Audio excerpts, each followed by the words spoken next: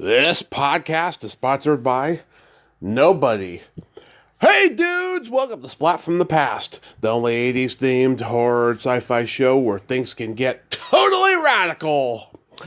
Now today I will be welcoming back my good friend, the beautiful, the sweet, the smart and funny Rachel Klahr. Rachel's coming back on, and we are going to nerd out on the entertainment of our youth, talking about film, television, and music that we both grew up on. We're both the same age. She's about 6.5, 7 months older than I am. And so I thought Rachel would be perfect to nerd out on, and we've talked about lots of stuff before, obviously. And so it's going to be another great conversation today. I can't wait. Today is the first day of summer. Bring it on, baby. Yeah, put on your bikinis, go barefoot, drink out of coolers, go surfing, hang out at the beach, anything you want. Just bring a lot of aloe vera. It's going to be stinging like a bitch. Also, rest in peace, Donald Sutherland, one of the greatest and most criminally underrated character actors of all time. He was a leading man too, but he's also a character actor. The Dirty Dozen, MASH, Kelly's Heroes, Clute, Day of the Locust, Ordinary People, Heaven Help Us, JFK, the list goes on and on. Invasion of the Body Snatchers, the 1978 remake. He was a very talented man, not to mention the fact that I learned about his pot smoking through Animal House. I learned about pot smoking through Mr. Jennings or Dr. Jennings, whatever his moniker was of Jennings in Animal House. I learned about pot smoking from Donald Sutherland. Rest in peace, Donald Sutherland. So yeah, here is my new interview with Rachel Klahr.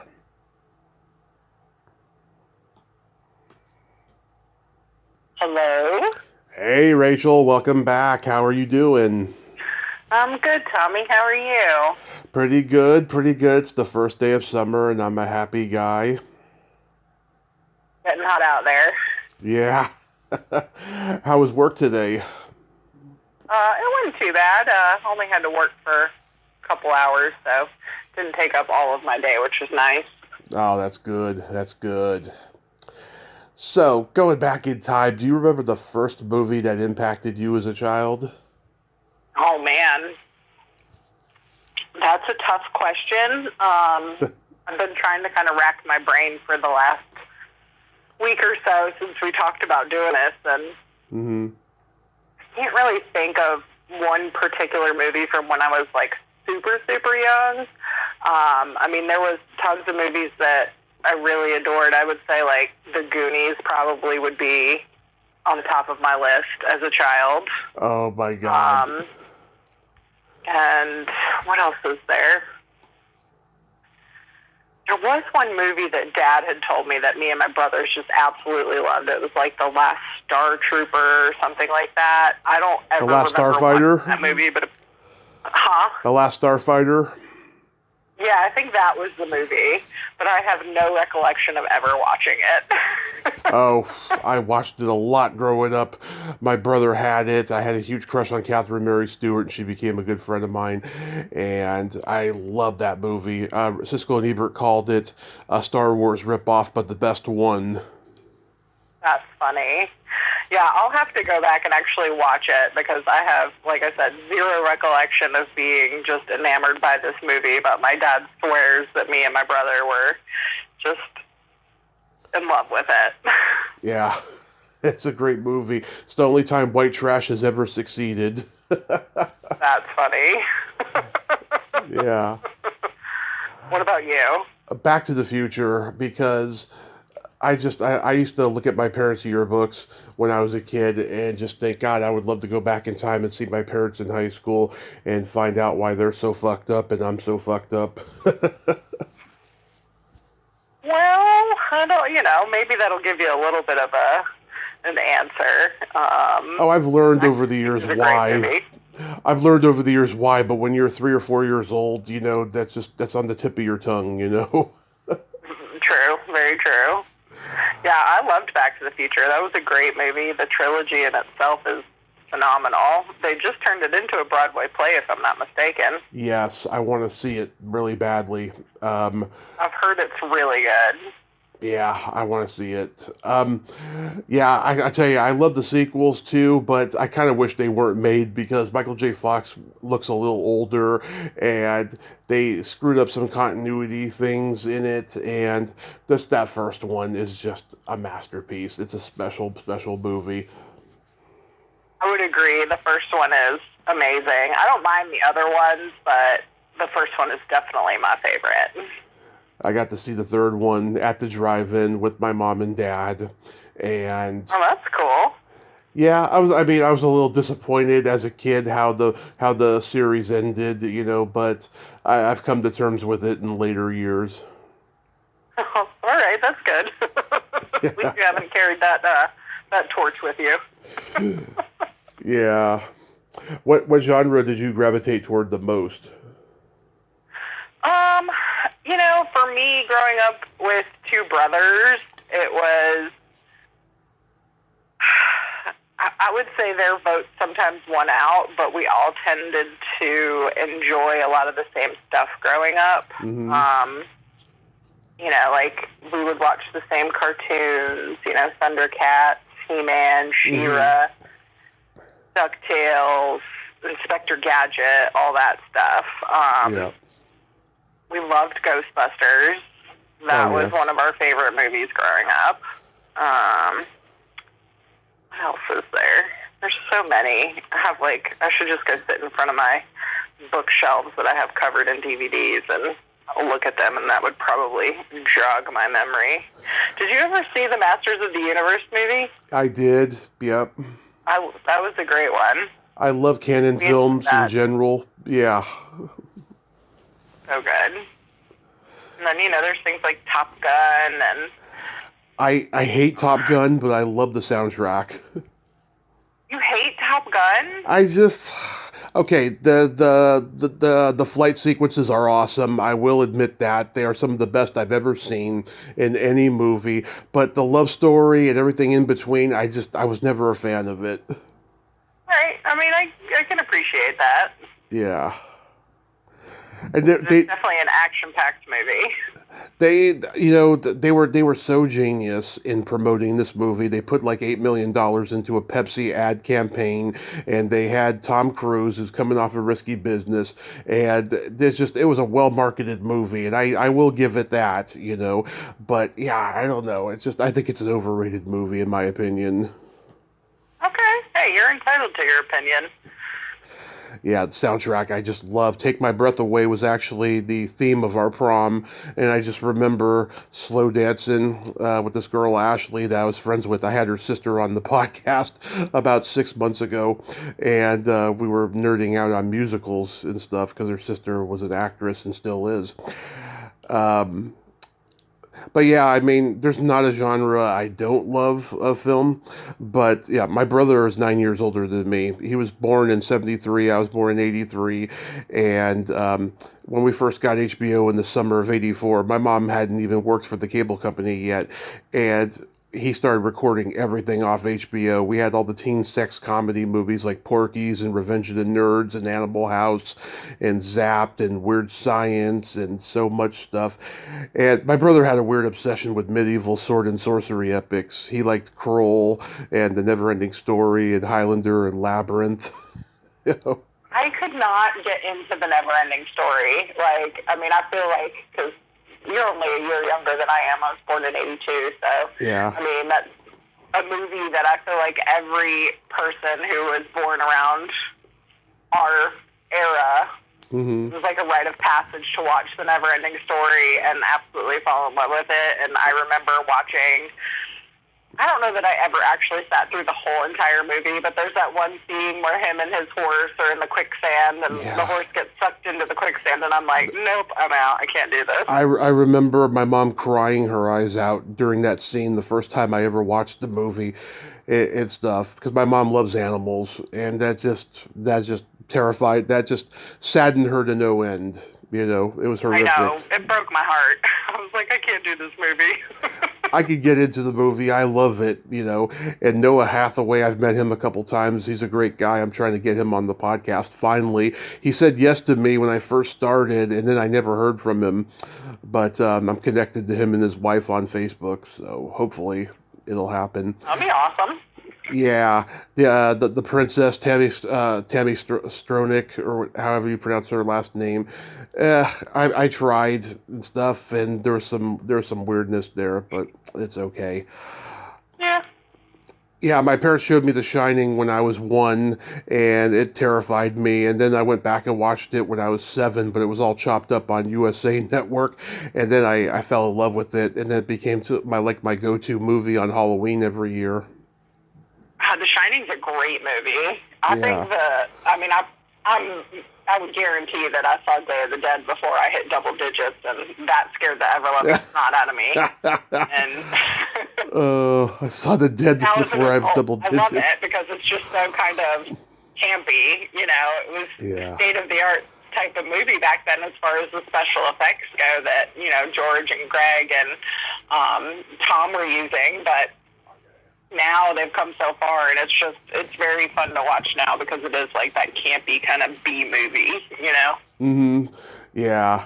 Well, I mean, I know Stephen King was not satisfied with the movie, and so he remade it for TV with Steven Weber, and I thought it was okay. But even though he thought that Jack Nicholson was crazy from the moment the movie started, I still think he was perfect for the role. Sitting right now in front of my massive DVD collection looking through. How about an oldie but a goodie, Gleaming the Cube, starring Christian Slater? Did you ever see that? I may have. My brother was a huge Pump Up the Volume fan. That's like that and Cuffs are like the only two Christian Slater movies I truly remember from childhood. I would definitely say check out Gleaming the Cube. It is not something that, I had to buy a bootleg copy of it, like a pirated copy of it, because they don't actually have, if you want a real copy of it, it costs a lot of money. Yeah. I know eBay, oh my God, their prices have gotten insane. I collect VHS tapes, and the ones that I love the most, that I always want, are the Thor and my videotapes, because they were so groundbreaking and pioneering in home video, and I just have so many memories of renting those movies when I was a kid. And I want The Burning. It's one of my favorite slasher movies, and Madman, two of my favorite slasher movies on Thor and my video, and the prices are insane for those. They were pretty insane in 2017 when I started collecting again, but now they are just totally batshit insane. I won't pay anywhere from $100 to $1,000 for it and stuff. I'll go up to $40, maybe $39.95 the most. But other than that, no. Yeah, and that's what I saw in prices in 2017, $39.95 or $40 and stuff. But I didn't have that much money at the time to get them. Unfortunately, I should have just bit the bullet and jumped on them in 2017. Well, and I think the way our world has changed so much with technology, we've all become, for lack of a better term, lazy, and we stream everything, which is super great and convenient. Don't get me wrong, I love it. But I've gotten into the habit now of, if I want to rent a movie and it's only a couple bucks more to buy it, I'll buy it. So it's in my streaming library, which is phenomenal. But what I've also heard is now, I don't know what service it is, but they will actually pull your digital copy from you. They'll take it back. Oh, yes. That's crappy.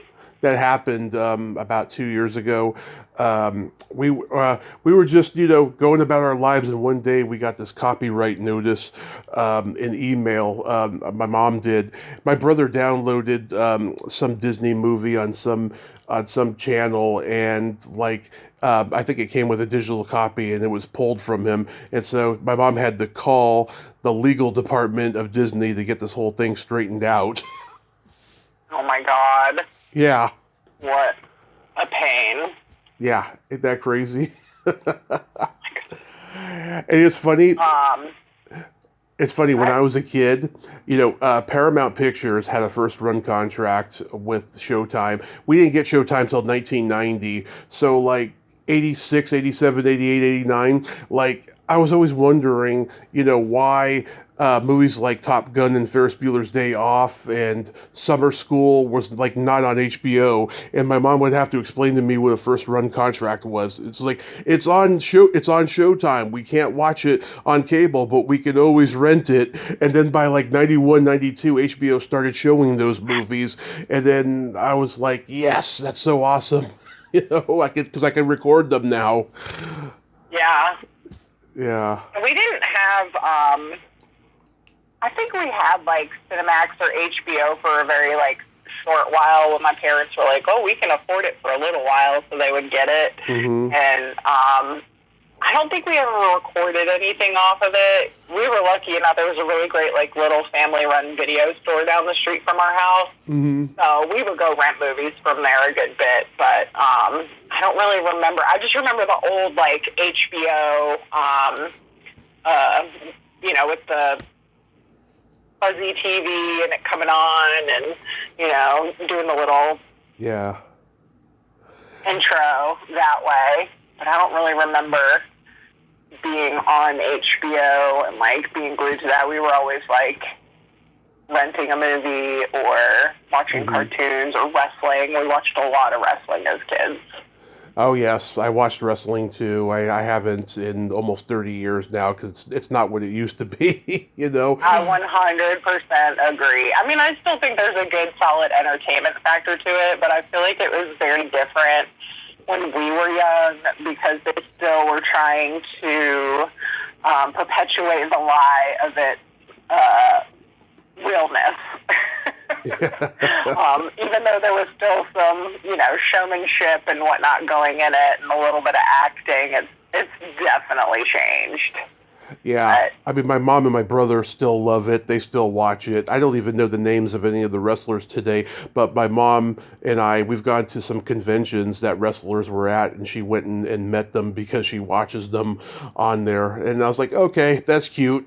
She can go do her thing, and I'll go do mine. I'll go talk to my, old school people, Yeah, we had, we went out to a horror hound in Indianapolis one year with Dad, and I think it was just me and Mom that went. I don't think Matt or Ben went with us, but Roddy Piper was there. Yeah.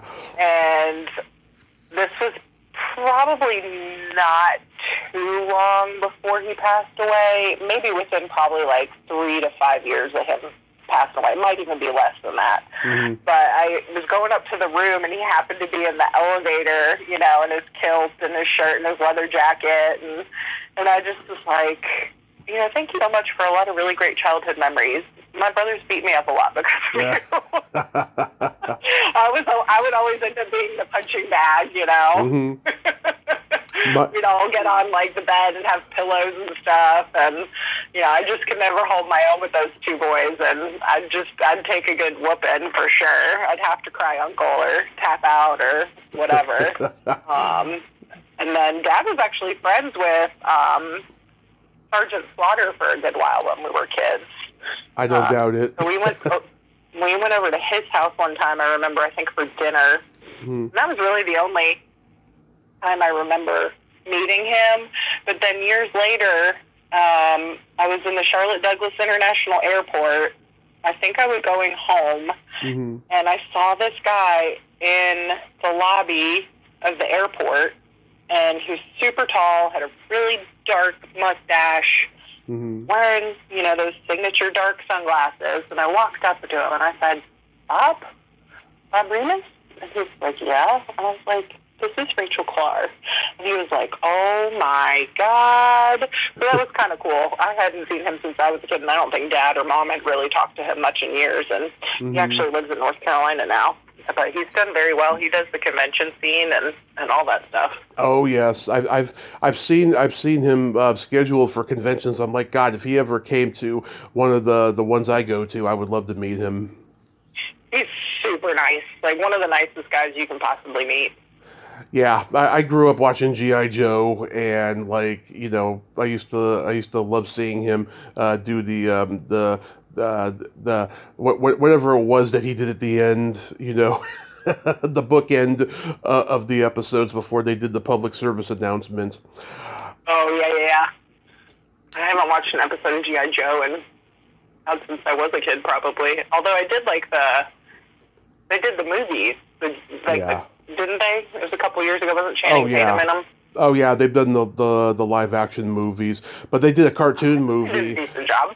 They did a cartoon movie in '87 that was supposed to be theatrical, but because Transformers the movie didn't do well at the box office, they just made it straight to video. It's unfortunate. Yeah, they had Don Johnson. That was the time, that they weren't really ready for those kinds of long cartoony movies back then, maybe. Oh no! Well, all the Toy Line cartoon shows, they all had their own movie, and they all failed at the box office. And then it got to the point where they started going straight to video, like G.I. Joe did. Terrible. Yeah. And they had big studios backing them too, which is it's mind-boggling. Do you remember your first drive-in experience? I don't think I went to a drive-in until I was an adult. And to be honest, I think the first time it was at college because they set up a big projector at the sports coliseum that we have here at our university. And then you could pay $5 to drive in with a car, and you turned your radio to whatever channel the sound was coming through on. I don't even remember what movie it was. It might have been around Halloween. They might have done that for Halloween, but I don't remember us having drive-ins back home. I mean, I'm sure they were there. I know they were there, but they weren't anywhere near us. They were north of us, and I don't ever remember going. Well, we had like 15 drive-ins in the Bay Area, and we used to go to the Burlingame Drive-In in San Mateo, and they started taking me when I was 2. Took me to see Weird Science and Rambo 2, and I kind of remember it. And when I was 3.5, they stopped taking me for a few years because it got to a point where I was either falling asleep in the back seat or I was getting out of the car and knocking on windshields. That's funny. I can totally see you doing that. Yeah. And I remember all the movies they took me to, too. And I can remember all the movies that I went to, later at the drive-in or the theater. Because it was that emotional for me because I love movies so much. But yeah, like they took me to see Down Out in Beverly Hills and Ruthless People, The Golden Child, Heartbreak Ridge, Star Trek 4, Light of Day with Michael J. Fox and Joan Jett, Beverly Hills Cop 2. I don't know how you pack this away into your brain. Like, I'm absolutely amazed that you can remember all that stuff. I have, I guess, a terrible memory. Yeah.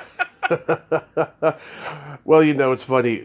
Jerry Lewis always said the only thing he remembered from being a kid was when the first time he ever performed, because it was so emotional and it set him up for the rest of his life. I think that there's always that moment in every kid's life that whatever's going to set them up for the rest of their life, they're going to remember always. Interesting. I think that is a very true statement. Yes. I thought about it that way. Yeah, and I remember one of the last times we went before they took a break from taking me was my mom had to go to the snack bar and complain about something, and I saw Charlie Chaplin for the first time. There was a stand-up cardboard poster of him of like Bagley's cookies, and I wanted a cookie really badly. I was like, "Hey, Mommy, I want a cookie just like that man has," and my mom's like, "You don't get a cookie, I'm mad." She told you. Yeah, I can't remember if I actually got the cookie or not, but I probably did. I was a spoiled kid, and I still am. Hey, that's okay. Yeah. All right, so I'm looking through my movie collection. Mm-hmm. Pulled out The Princess Bride, a classic. What are your thoughts on it? It's funny. It took me a lot of years to warm up to that movie. Really?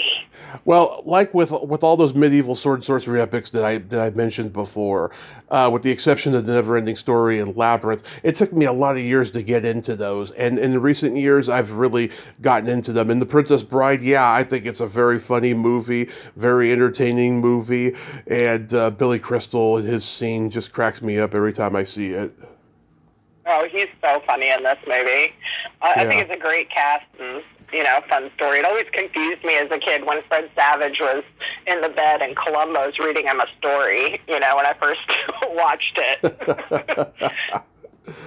Yeah. I think the first time I remember seeing Fred Savage was on the Wonder Years, but then I saw The Boy Who Could Fly. God, yes! We loved that movie. Yeah, he's that kid who thinks he's in the military, and he does all those things with the toy cars and everything. Yep. Yeah, oh my God.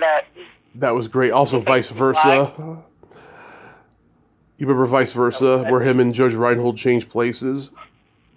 Yes, that was a phenomenal movie. Yeah. You remember that one. That was my favorite out of all the Switch movies that came out in the late 80s. And Little Monsters, Howie Mandel's The Monster Under His Bed. That, I think, probably tops my kids' memory movies for things that we watched. That movie's so creepy. It is. The one scene that always sticks out in my head is where they go to the bully's house and he pees in his apple juice. Yes. Yeah. Ryan's gonna be pissed. Yeah. Or when he turns his hand into a dog and eats the homework. Yep. That's a really creepy scene. Oh my God. It's so interesting how they market these movies to kids, and they're probably not necessarily super appropriate. But that's what they did back then. Yeah. I know. I mean, I feel like we're better for having been exposed to that stuff. Now people are so sheltered, I feel like. Yes. And in the 70s, right, it all started with the Bad News Bears movies. There was a lot of foul language being used by the kids in those movies. That's true. I do remember watching the Bad News Bears, but I don't think I really retained much of it.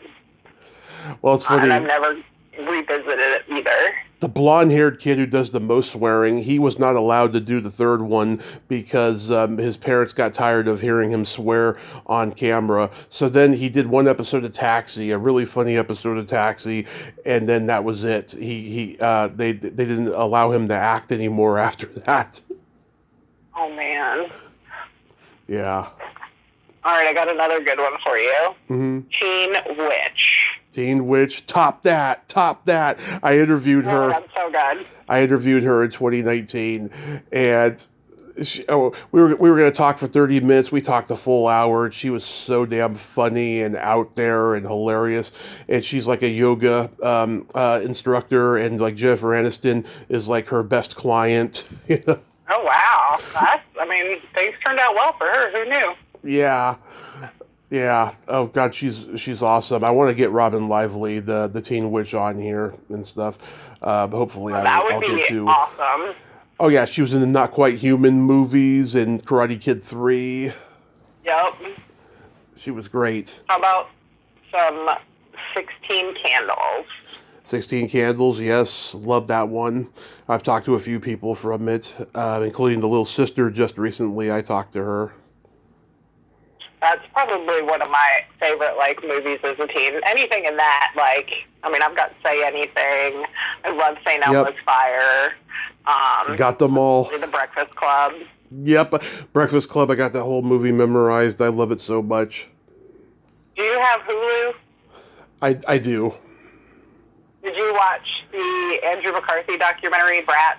No, I've been having issues signing in lately, and something's wrong with my keyboard. I'm not being able to type certain letters and stuff, but once I get that squared away, I'm going to definitely watch it. I do have a weird issue, though, with the fact that Judd Nelson and Anthony Michael Hall's not in it, but I hope I'll enjoy it.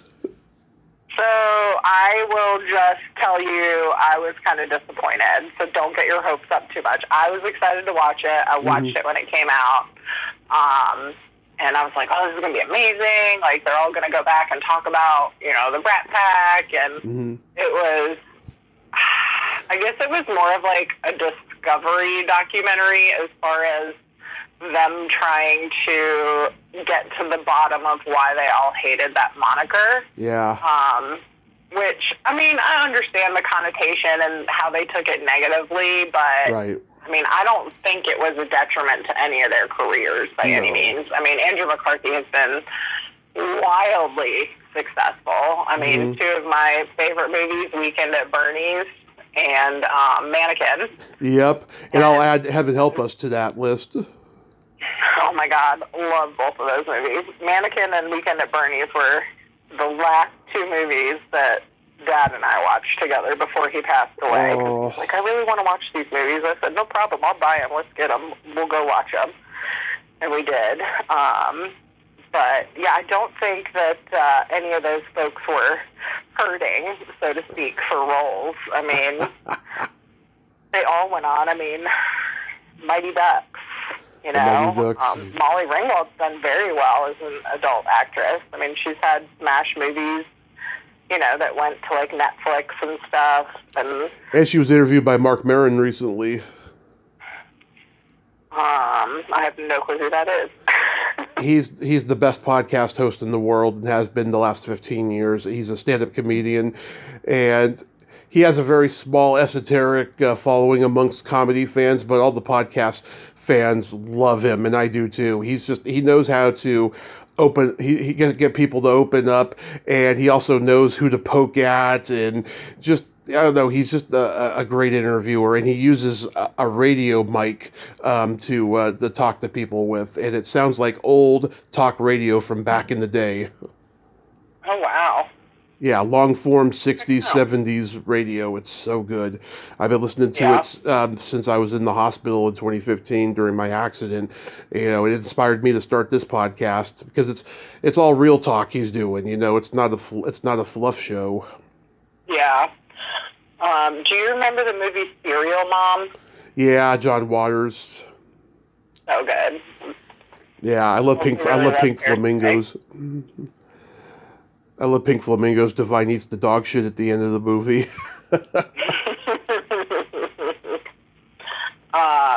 Uncle Buck. Uncle Buck, yes. I'm trying to get his niece on the show. Well, that'd be awesome. I miss John Candy. I wish that he was still around. Yep. He was my hero growing up, and my great uncle actually was a close friend of his. My great uncle was a cinematographer in Hollywood, and he worked on Spaceballs and Robin Hood Men in Tights, a couple of Mel Brooks movies, you know. And he died in a helicopter crash while he was filming a video for Meatloaf. Oh my God. Yeah. That's awful. Yeah, I didn't get a chance to meet him, you know, and you know he was gonna have us meet John Candy when we were gonna go meet him this one summer, but John died before that could happen, and then my great uncle passed after that.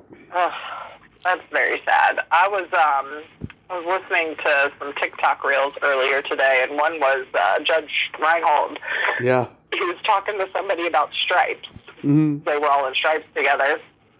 And the guy that was hosting the podcast or whatever it was that they were filming for and talking for the purpose of, he asked him, is it true that, like, when they were filming Stripes, I guess it was a dry county in Kentucky where they were filming, and John, being Canadian, didn't know what a dry county was. Yeah. And so I guess wherever they were, you know, hold up for the duration of filming, whatever hotel they were at or motel, he had gotten a adjoining room or the room next door, and had basically made that like the party room and filled the bathtub with ice and just had beer in there all the time. Oh, yeah. Oh, but people have told me, you know, he had fresh off the bone ham and turkey in his trailer with all these different types of bread rolls, and he had Jack Daniels and Coca-Cola.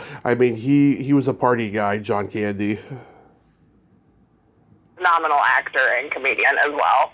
Yes, the best, the absolute best. Everything. He even played one of the leads in a slasher movie in the 70s called The Clown Murders.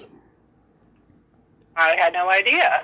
Yeah, I think it's on YouTube. Check it out. I interviewed the writer-director Martin Burke, who directed a very funny comedy. You may remember Top Secret with Val Kilmer. Oh, yeah, that's a great movie. Yep, he did that too. And him and John were very close friends. Their friendship kind of drifted away near the end because he would lecture John on his weight because he cared about him that much. Yeah. Do you remember the movie License to Drive? Oh, I freaking love that movie. That's my favorite Corey movie. Oh my God. The scene that kills me is when and I watched this with the commentary track on the DVD with the writer and director. The scene where the mother's dropping them off to the party, and those assholes are like, "Hey, dweebs, does your mommy hold your dicks when you piss?" I cracked up when the director says to the writer on the commentary track, "Wow, Neil, that's very deep stuff, Proust." That's funny. It is such a good movie. That's probably one movie that I think I probably watched on like HBO or Cinemax, and then like, how do I get more of this movie? It was amazing. I watched it over and over again as a kid, and it still holds up. I love it. It's my favorite. And I've interviewed Corey Haim's sister a couple times. We did a Nerd Out like this recently. That was awesome. And that's my favorite one. I also love Dream a Little Dream and The Lost Boys, of course. Everyone loves The Lost Boys. Stuff like that. Yeah, it's unfortunate that Corey Haim passed away so early in life, because Corey Feldman, I think, is a little odd, for lack of a better term. It was. To be polite. It's funny. I've talked to a lot of his ex-girlfriends, and they just have nothing but great things to say about him. I mean, I don't know. I think he's a lost soul, to be honest with you. I mean, not that I've met him or know anything about him really personally, but he was, though. Yeah. So, getting into television, did you watch children's educational programming? I mean, I probably watched a little bit of Reading Rainbow as a kid. Yep. But other than that, I mean, I watched some Bob Ross. Do you remember Pinwheel? I do not. Oh, God, nobody does.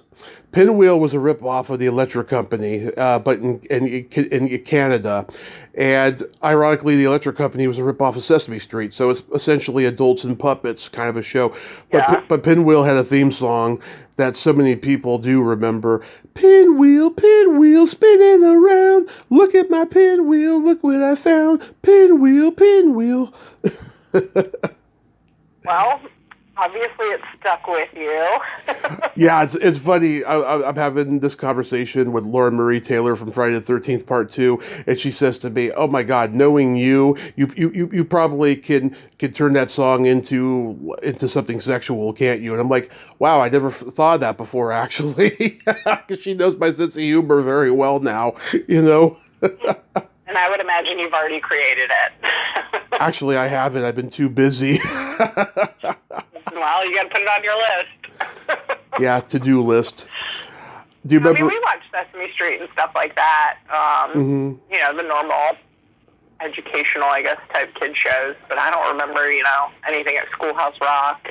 I don't really remember taking anything away, so to speak, from it. Do you remember Today's Special? Do you remember Today's Special? No. It was another Canadian series. It was about this mannequin. Every time his hat comes off, he becomes a human. And there's this black lady there. And there's this security guard puppet. I interviewed the man who did the voice and the puppeteering for him. And his wife did the voice and puppeteer work for this talking mouse named Muffy, who had this cute little voice. It was like a little voice with a hint of a Brooklyn accent, and that was his wife in real life. And I used to watch that show. And I interviewed an actress recently who guest starred on it. And she's like, "Are you Canadian?" And I'm like, "No." And she's like, "Wow, I've never met an American who knew that show." I was like, "Yeah, it was on for a few years on PBS or Nickelodeon or something when I was a kid." Oh, yeah, I did love Nickelodeon as a kid. When Nick at Night came out, that was amazing. And then, ABC had the TGIF. We watched it, yep. We watched Nick at Night, and we watched the Donna Reed Show, The Monkees, Dobie Gillis, Dragnet. Yep. A lot of those classic shows. Dragnet was a great show. Yeah. Also, the movie with Dan Aykroyd was classic. Hilarious. I love that movie. I quote it all the time. So good. Yeah, Emil Muzz. I interviewed him. He was laughing when I told him how much I loved that movie.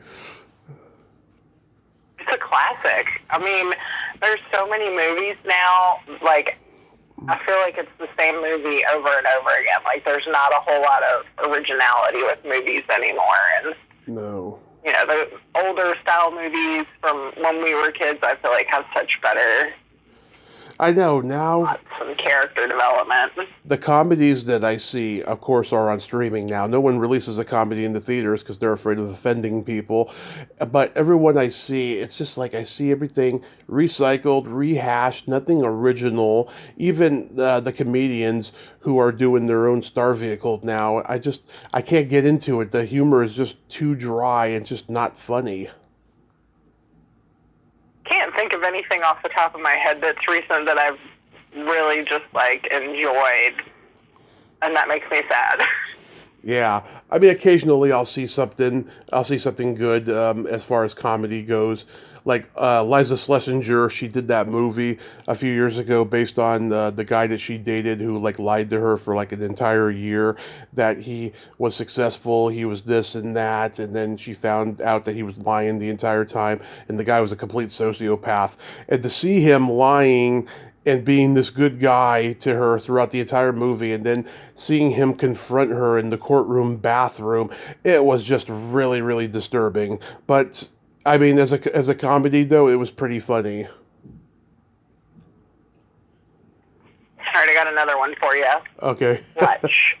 Fletch, one of my favorites. Oh my God, every one-liner Chevy has in that is hilarious. You know, I love your body, Larry.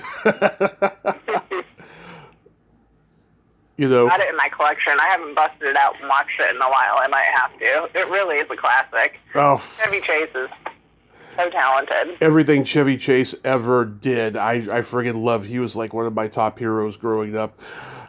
Yeah. Oh my God. Well, I think you'd have to live under a rock to not love Vacation. Oh, the best.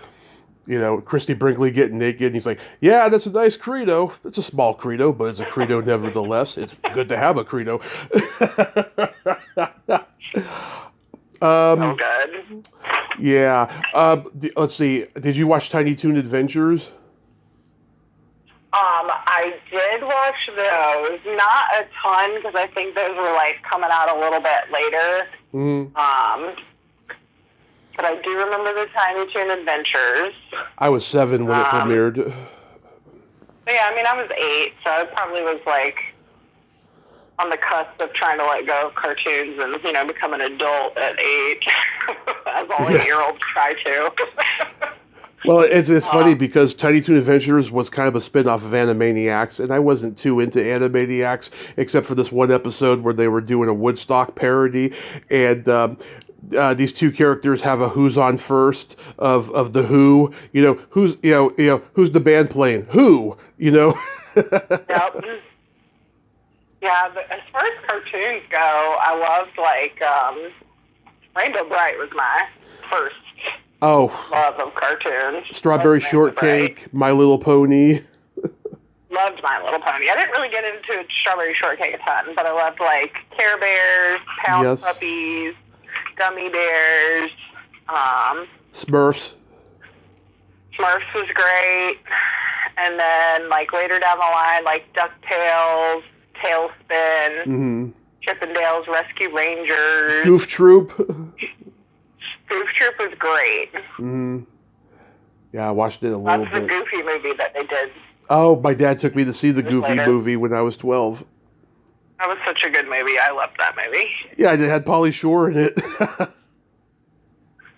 Did you see that Pauly Shore is trying to play Richard Simmons? Name? Yes, like a biopic. Yeah. I feel like he would nail it, though. Oh, yeah. I love some Pauly Shore. Jury Duty, Son-in-Law. Yep. Like, there's... My dad took me to see all those. Biodome. Yeah. We went to go see Encino Man and Jury Duty. We were going to go see Biodome, and we ended up not. And then I saw it on video, and I was just like, it's okay. Taylor Negron made me laugh out loud in Biodome, though. I enjoyed that movie. I mean, it was a little, like, you know, it wasn't like an A-plus comedy, but it definitely was entertaining. Yeah, there's some funny moments. Yeah. What do you men want? To die and come back as a leotard? That would be a dream come true for them. Yeah, I mean, I love the early Simpsons. I love Teenage Mutant Ninja Turtles. My 7th birthday party was Ninja Turtles themed. Yeah, Matt was a big Teenage Mutant Ninja Turtles fan, so, by proxy, when Matt would have control of the television and was watching Teenage Mutant Ninja Turtles, we all had to watch it, which was fine. It was entertaining. We had, I don't remember what year it was. I mean, Matt probably couldn't have been more than 5 or 6 if I had to guess. Yeah. 7. I think I'm probably pushing it, but he wanted a Teenage Mutant Ninja Turtle themed birthday party, and my Uncle Omar and his wife Marcy came to Matthew's birthday party, and my Uncle Omar had rented a full Michelangelo turtle costume, and my Aunt Marcy came dressed as April. Oh, speaking of people in costumes, I got a creepy story for you. Okay. Okay, do you remember when we were kids? We our parents would take us to like Kmart or Long's Drugs, and we'd see the bargain bin, and there would be all these poor quality VHS tapes of public domain cartoons. I do not remember that, but keep going. It was pretty frequent, especially in my world as a kid. But okay, when I was, I don't know, 5 years old, maybe 6, they got me this one tape of the new Three Stooges cartoon, which fell into the public domain. And at the beginning of the tape and the end of the tape, there was a guy in a hamster costume, and he was talking about kids picks, the Happy Hamster Club, and what it was you had to parents had to send in $10. Kids will get like a T-shirt, a poster, and a VHS tape of an hour full of cartoons of all these characters whose cartoons fell into the public domain, and then something really creepy was said when I watched it on YouTube, and I forgot all about it. He said, enclose a picture of the kid and what their likes are and dislikes. I thought that was creepy, and so I went and investigated this whole thing. Okay, this was a fly-by-night VHS company. The guy was like sending all the information of the kids to like these child modeling companies. That's bizarre. Yeah, isn't that creepy? And this guy had like a history of doing shady shit going all the way back to the early 60s. And he's still alive. He's in his 80s now. But like, he got sued by Disney because he did this one video where he had all these like classic Disney trailers in there and stuff, and those were copyrighted, and I guess he didn't know it or didn't care, and so the company went under. It's called Amvest Video. I was like, that is bizarre. But I remember being a kid and thinking that Happy Hamster was so cool, and I remember I wanted to participate in that thing, but my parents wouldn't let me, and I'm glad they didn't. Right? Yeah. It was really, really disturbing. Creepy dude would have your childhood picture. Yeah. With it. And I'd become a childhood model, and I'd be tricked into things. God, that's just disturbing to think of that. I agree. You remember HBO had all these cartoons like Paddington Bear and Seabird and Babar and Smoggies. I loved Paddington as a kid. She was my second grade teacher, Hildreth. She loved Paddington Bear. She had Paddington Bear in her classroom. I need to get some episodes. They got Thorn MI Video episodes of Paddington Bear, because HBO, distributed a lot of their content on Thorn MI Video after a while, and I hopefully I'll find a good price on one, because I loved Paddington Bear as a kid, and I also loved. They used to have that show Brain Games. That sounds familiar. Yeah, they would show like a segment of it between kids shows in the morning on HBO when we were kids. It used to be like a full-fledged hour-long series, like in the early 80s, and then they just knocked it down to like, segments in between and stuff. They did that a little bit too when it was actually on for an hour, but it was mostly in segments when we were kids. Yeah, It sounds very familiar.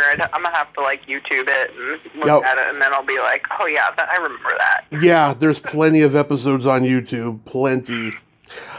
I loved Double Dare. Double Dare, Finders Keepers, Think Fast. I interviewed the host of that show, Skip Lackey. Yeah, I used to watch the sitcoms like Full House, Family Matters, The Wonder Years, Seinfeld. I watched some of the sitcoms before that I loved, like Cheers, The Facts of Life, Give Me a Break, Mr. Belvedere Head the Class. Charles in Charge. Charles in Charge. I can't watch that show now because Scott Baio's a creep. It just turns me off. Yeah, I've heard some weird things about him. I mean, not recently, but... Oh, I interviewed an actress. One time she guest starred on the show, right? And she had to go into the producer's office to talk about her salary or something along those lines, right? Well, she goes in there. Baio, Willie Ames, and a couple of the producers are going through a scrapbook of headshots of actresses and models. And this is the actual dialogue coming out of Baio's mouth. Oh, not that one. I had sex with her and she wasn't good. Oh, no, not that one. She turned me down for a date. Oh, no, not that one. Her tits are too small. Actual dialogue coming out of Baio's mouth. What a creep. No. Yeah. Yeah, that's nasty. I really lost respect for him after that. Yeah, I heard, I didn't hear recently, but there were some rumblings of some things like that I've read previously. And Nicole Eggert. I think it was. Yeah. Yeah, she's come out with some stuff, and it's just sad. I'm working on getting her on the podcast, but she's going through cancer right now. I mean, she seems like a real sweet girl. I mean, I think it's tough, in that era, someone like Nicole Eggert, who's a beautiful person. Yeah. Seemingly, and seemingly outside, inside, I don't know her, but I'm sure she's very nice. And you get this burst of fame, and in a very male-centric world, you're kind of, that's between a rock and a hard place, because you want a job, and you want to get paid, but there's all these men that are, doing what he did, judging you based off of whether it be your hair color, your waist size, your breast size, how big your butt is, or whatever. It's just, it's gross to me how it is. It's like that, but it's awful. Do you remember they have to endure it? Yeah. Do you remember Encyclopedia Brown or the Babysitter's Club? I definitely remember the Babysitter's Club. Encyclopedia Brown. Let me see. Yeah, both of these shows were very popular for a year out of the gate on HBO, and they both got canceled for bizarre reasons. Encyclopedia Brown got canceled because the producer who bought the rights to the series was an immigrant from, I think, Poland or Russia, and he was illegal, and he got deported. And Savage Steve Holland, the legendary Savage Steve Holland, who directed Better Off Dead, One Crazy Summer, and How I Got Into College, he did not want to carry on without him, and so the show was pulled. And then the Babysitter's Club, I just interviewed one of the girls on the show. It's not out yet. I'm waiting for her approval because she's that kind of type A. She told me that the reason the Babysitters Club got canceled was because when they were going to come back from hiatus, all the girls got older and grew up, and so they didn't want to start with a whole new cast, so they just pulled it after 12 episodes. I feel like that type of a show, you could have gotten away with bringing in new people, maybe. Well, they did with a movie 5 years later. Because you could play it off the books, you have the main characters that are in the books, but then you bring in younger people that end up being the babysitters. I don't know. I think it would have been doable with different people.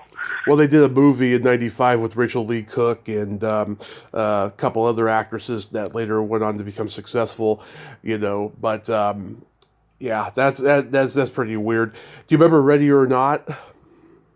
I do not. That's another one that most people don't remember. It was about two teenage girls. One girl is a liberal blonde-haired hippie chick, and one is a conservative Italian girl from the wrong side of the tracks. They become best friends, and they're both facing, the hot topics of the early 90s: rape, abortion, racism, AIDS, all that stuff. And it was a pretty edgy half-hour show, a lot of curse words. When Disney Channel started showing it, they started chopping up the curse words and everything, and it wasn't the same. And they would play Babysitter's Club and Ready or Not back to back on Disney Channel, like in '96, '97. It was pretty interesting. And I tried to get one of the two girls on here and stuff, but I wasn't successful. They're Canadian. It's a Canadian show. Yeah, I just Googled it. I do remember it vaguely. Mm-hmm. It definitely looks familiar, but I think, that whole Canadian thing makes it hard because it's not necessarily on our platforms. Yeah, they didn't. Ryan Gosling was in it. It's just like Degrassi Junior High, It's like over here in the States, you had to really pay attention to notice it. They didn't like overly promote it. Yeah. Do you remember the show Out of This World? God, Evie, I had a huge crush on her. I used to come home from school at 3 o'clock just to watch it. I loved that show. I didn't realize there were 6 seasons of it. Yes. And I've talked to a few people from it. Tony Crane, he was kind of a heartthrob at that time. He's a great guy. I talked to him. And yeah, I loved it. I mean, as cheesy as it was, I loved Evie. I've tried to get her on the podcast, but she hasn't responded. Her email's public, but I haven't been able to get her. But I was a huge Out of This World fan, yeah. Did you... like in 87. Yeah, 87 to 92, I think. Yeah, that sounds about right. It was on NBC the very first night, and then it went into first run syndication. I guess because Saved by the Bell wasn't on the air yet. I think if they had done the Saturday afternoon thing that Saved by the Bell did, they probably would have kept it on NBC. Yeah, you're probably right. Yeah, Saved by the Bell. Oh yeah, I've seen every episode 100 times, and my dad can confirm it because I used to make him watch it with me when I was a kid. Yeah, I bought the DVD of the series. I have it too. Years ago. Because it was on sale for like $20. I was like, yep. Yeah, that's what I did. I got it for $20 at Walmart. Do you remember the first album you ever bought with your own money? With my own money? That's a good question. I remember, we subscribed to, Columbia House. Yep. Subscribe for a penny and get, all this stuff. We never did, but I used to get the catalogs in the TV Guide. I loved them. Oh, my God. We did it one time, and then we canceled it because it was just a big old racket. But I heard. God, I think, the first album I ever bought was, Ace of Base or something like that.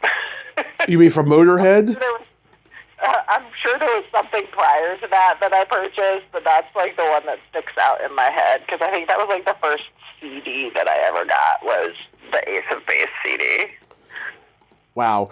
Oh, I thought you said Ace of Spades and Motorhead. You said Ace of Base. Okay. Yeah. Big difference. Yeah, I was an MTV kid, and when I was 8 years old, I got birthday money from my grandmother, and I got Phil Collins, No Jacket Required, and Poison's Look What the Cat Dragged In. Those are good albums. They are. And, my parents would buy me cassette tapes and CDs for Christmas or my birthday every year. I had Michael Jackson's Bad, Janet Jackson's Rhythm Nation, New Kids on the Block, Paula Abdul, Wilson Phillips. I had Warrant's Cherry Pie. I had The Simpsons Sing the Blues. Lots of stuff. I don't know whatever happened to my CD collection. I know, once CDs came out, we kind of, shoved the cassette tapes aside.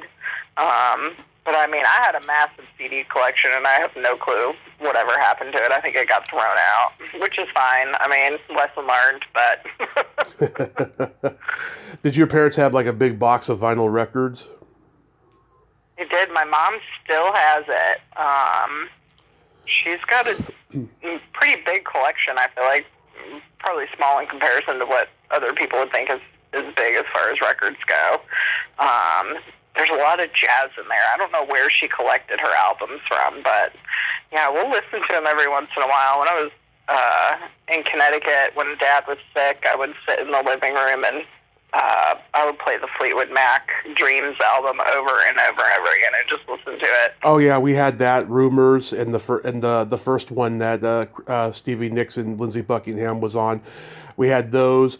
We had Beatles, Rolling Stones albums. We had Captain Beefheart's Trout Mask Replica, Johnny Cash Live at Folsom Prison.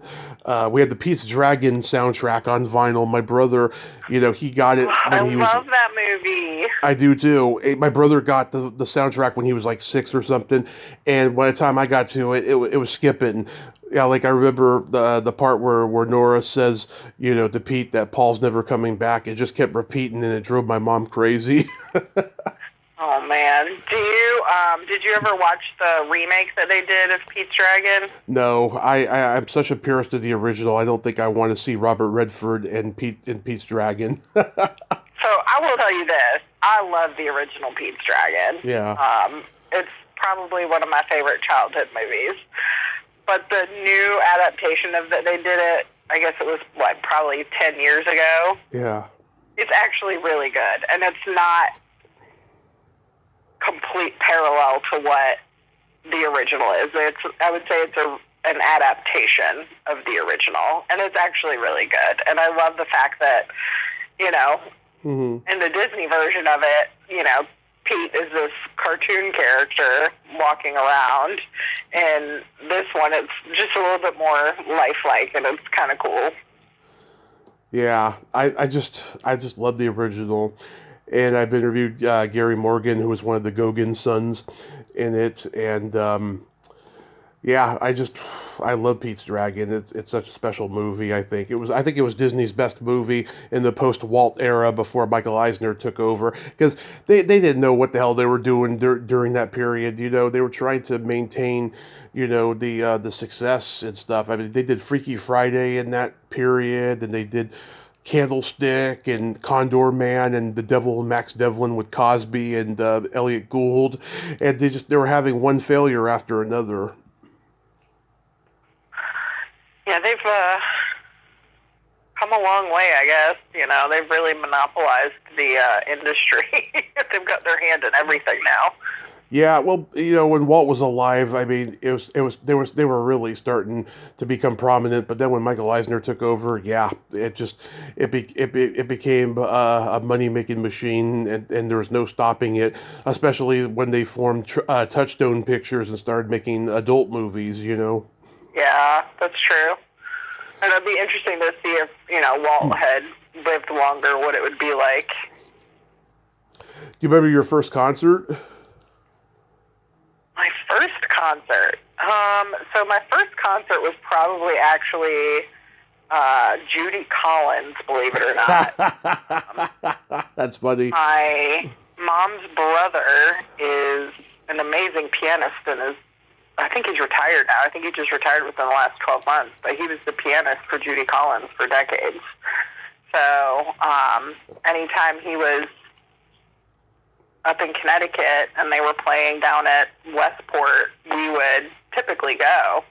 And even in the last few years, when he's been in the Carolinas, I've driven to go see the show and see him and Judy, and she's amazing. If you've never seen her live, it's like stepping back in time. I have a lot of respect for her. I think she is very talented, but it's just funny. Oh my It's God. just funny that someone of my generation's first concert was Judy Collins. I know, right? Yeah. But she's a phenomenal musician, and she's an even better storyteller. Yeah. She, she plays a lot of music that isn't hers. She'll play, Bob Dylan, Carole King, Joni Mitchell, along with some of her songs. But I'm trying to think where I was. I think I was up in Carborough, North Carolina, at this little art house. Mm-hmm. And I drove up there by myself. It was like a 2.5, 3 hour drive from here to go see the show. And she was amazing. Like, she did the Willy Wonka song. Listen to her sing the Willy Wonka song is, like, it'll bring tears to your eyes. But so she was getting ready to play a song, and she's just strumming, and she's talking about how she was in New York City, and she got invited to this, I don't know if it was her producer, or if it was someone in her, like, close-knit circle, or she just got invited by proxy or whatever, I can't remember, but she is talking about how she's in this house, or penthouse or apartment or brownstone, whatever, in New York City, and it's all these music industry folks, and she happens to go downstairs, and there's a recording studio downstairs in this place, and she hears people in the recording studio, and she just decides to sit outside the recording studio by the door and listen, and it's Bob Dylan laying down "Hey Mr. Tambourine Man," and then she starts playing it, and it was magical. Yeah. I saw Steppenwolf when I was 15 at the county fair, and the lead singer John Kay was the only original member. And for the 40 and 50-year-olds I see there, the magic was gone, but I enjoyed it because he's very charismatic and funny, and could still play a good show at that time. And then I saw Alice Cooper 2 years later, and he's a freaking showman. I mean, he does one or two songs from every album he ever recorded, except for the ones that he was really fucked up on in the early 80s, because he doesn't remember them. But, like, it was a great show, and he gets killed at the end of every show. I forget how he get killed at the end of this one. I think he was electrocuted or something. And, he did a Judy Collins song, "Hello Hooray." Oh, wow, I did not know that. Yeah. He did that in 73. His version was like one of the early, like, hard rock power ballads and stuff. It's a great song. I'll have to look that one up. I'd be interested to hear it for sure. Yeah.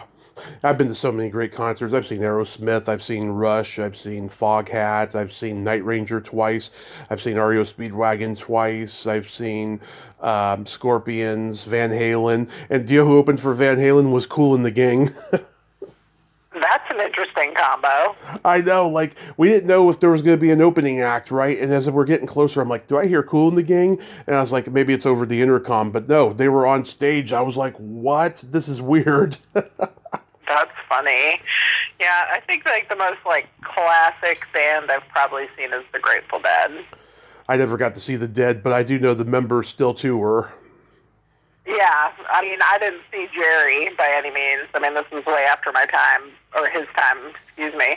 But, yeah, me and a bunch of friends went, probably about 7 years ago. We went and saw them up in Charlotte, and they were phenomenal, even with John Mayer as basically Jerry Garcia now.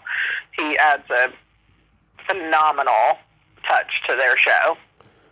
That's awesome. Yeah, I'm a Bay Area guy, so I would love to see them live, or at least the members now. Do you remember your first makeout song? I don't think I really ever had a makeout song. A few people have told me that. I get it. I wasn't that kid that was looking to go sit in the closet for 7 minutes. I was quite shy growing up. Mine was Janet Jackson's "Love Will Never Do Without You."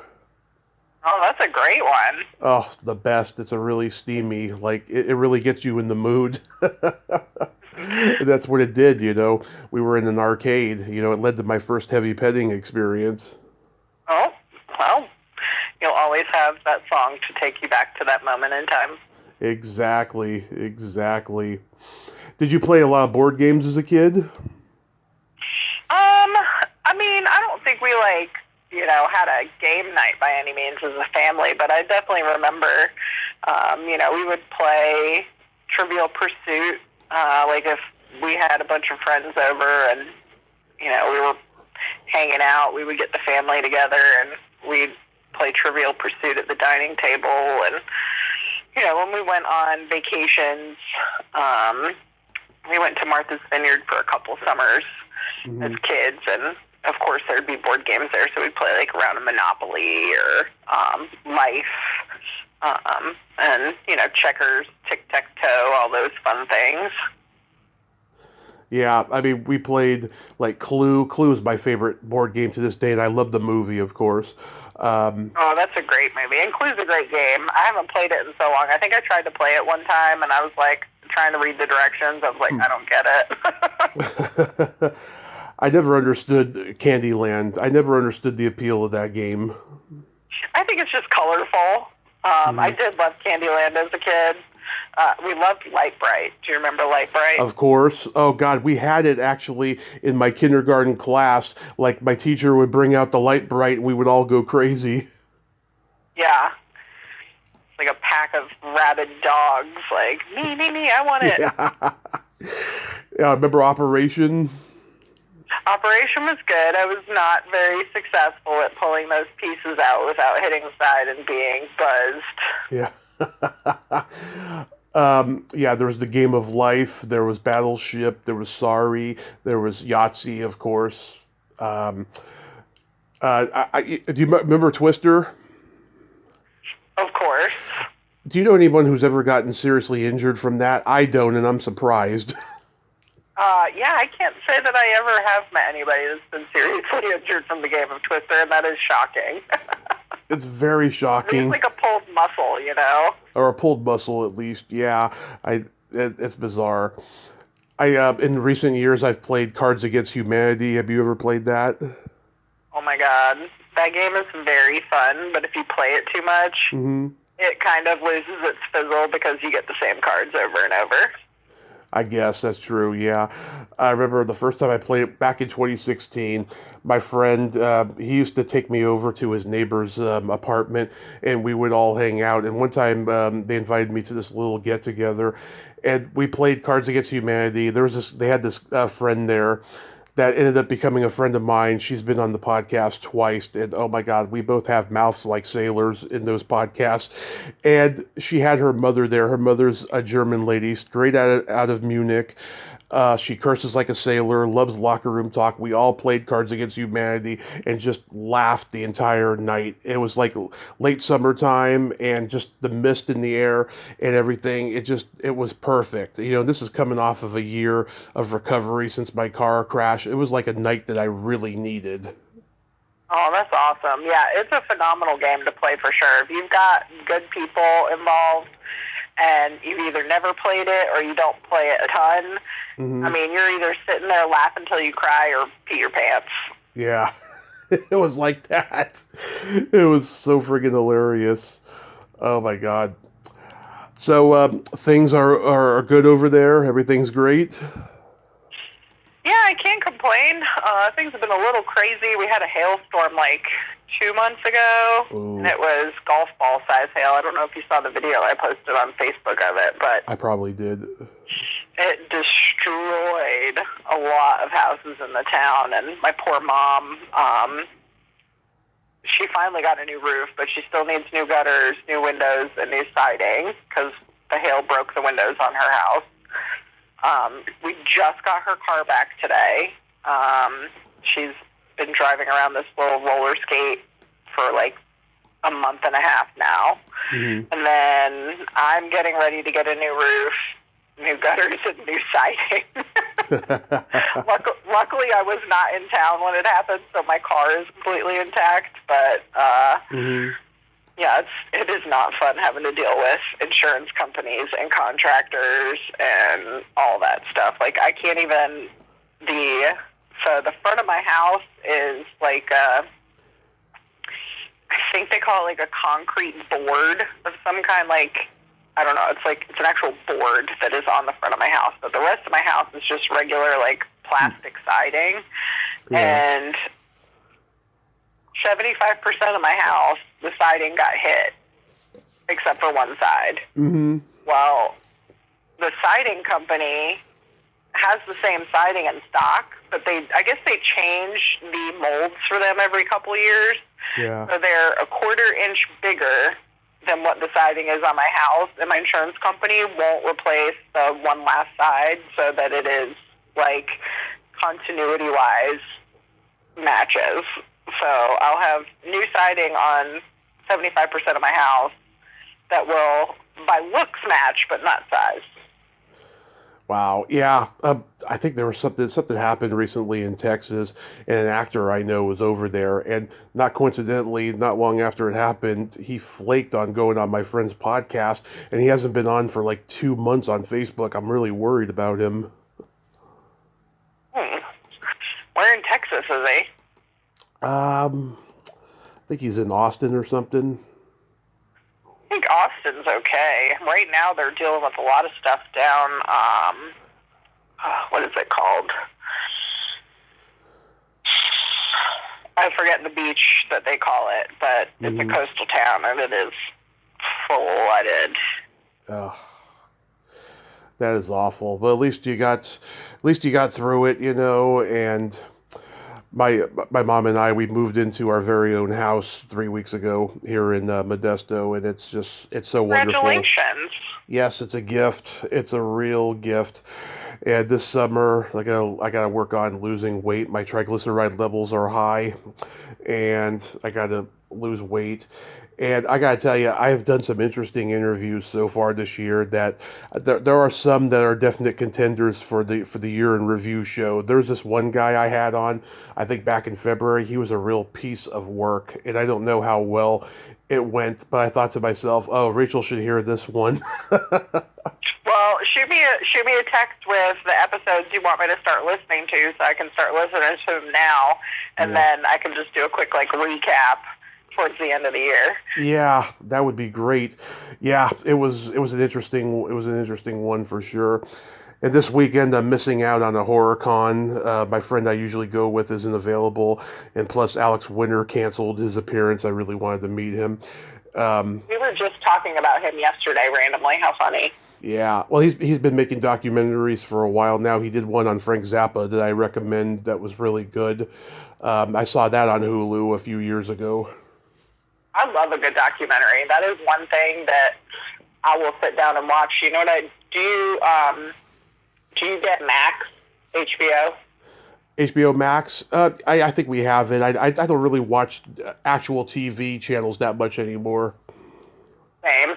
So I had surgery it was back in May. Oh, yeah? And so I was laid up for a couple days, and I decided to renew my subscription to Max because I wanted to, have another option, not just Netflix and Hulu. And I ended up watching The Jinx, which is about, what is his face? When I tell you, you're going to be like, oh, yeah, I know who that is. Yeah. It's Robert something. I don't know why it is. What were you having surgery for, though? Oh, I had a very large kidney stone about the size of a golf ball taken out of my kidney. I had a kidney stone the last week I was in the hospital for my accident because I drank a lot of apple juice. That's not a good thing. When you drink so much apple juice, you develop a kidney stone. Well, I would tell you is I really don't drink a whole lot of juices or anything like that. I'll drink lemonade and water pretty much. I might have soda every once in a while, but Dad used to get kidney stones all the time, and my dad too. When I was 12. My dad's a beer drinker, so he used to get them a lot. So Dad started taking a vitamin. I actually have it right here in front of me, so I take it daily. It's called B-List, B-E-E-L-I-T-H. It's a magnesium supplement. But when Dad started taking these tablets daily, these vitamins, he stopped having kidney stones. So I'm going to give it a shot and see what happens. I'll keep you posted on that. If it works, then I recommend buying some because it'll keep your kidney stones away. Okay. But we digress. So the Jinx, the life and deaths of Robert Durst. Okay. Okay. There's a part 1 and a part 2 just came out, but phenomenal. Watch it. He is probably one of the creepiest men I have ever seen in my time, and I think he's probably a dirty, rotten scoundrel. Oh, I'm looking at his picture. Yeah, he looks like a creeper. But he comes from, like, this massive, like, real estate magnate family in New York City, like, billions of dollars. I recommend that, and then I just was... I had seen a preview for it, and I was like, oh, I'll have to check it out. It's called The Six Schizophrenic Brothers, and it is about a family who had 12 children, 10 of which were boys. The last 2 were girls, and 6 of the 10 boys ended up having very severe schizophrenia. It is crazy. That sounds crazy. It does. Highly recommend. Oh, my God. Oh, I got a joke for you. All right, what you got? What kind of meat does a priest eat on Friday?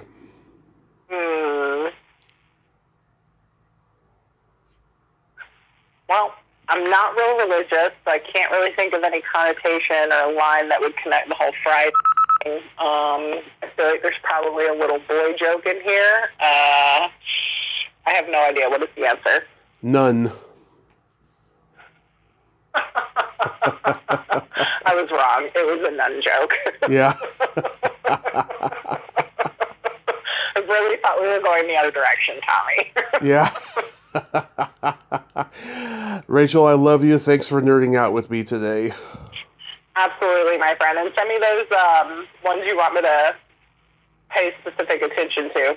When I get a moment, I sure will. And you have yourself a great summer and rest of your day, and be safe. Be safe. We'll talk soon. All right, my friend. You as well. You too. Bye-bye. Bye. Well, there you have it. Rachel Klahr. Ain't she a sweetheart? Oh my God, I friggin' love her. And that was great nerding out today. Man, all those movies that she has that I have, oh my God, it's no wonder we're kindred spirits. You know, it's so amazing. It's always great to meet, my fellow nerds, especially in my age group, because we find commonalities. And I'll tell you, meeting people in my age group here in California, it's not that great. I'll tell you, it's very hard to meet, fun people in my age group over here, because God, everyone's got so much baggage over here in California, but in the rest of the world, I'm sure people got baggage there, but it's not as bad as over here. Well, until next time, this is Tommy Throwback Kovac saying, there's no shame in living in the past, because the present sucks. Later, dudes!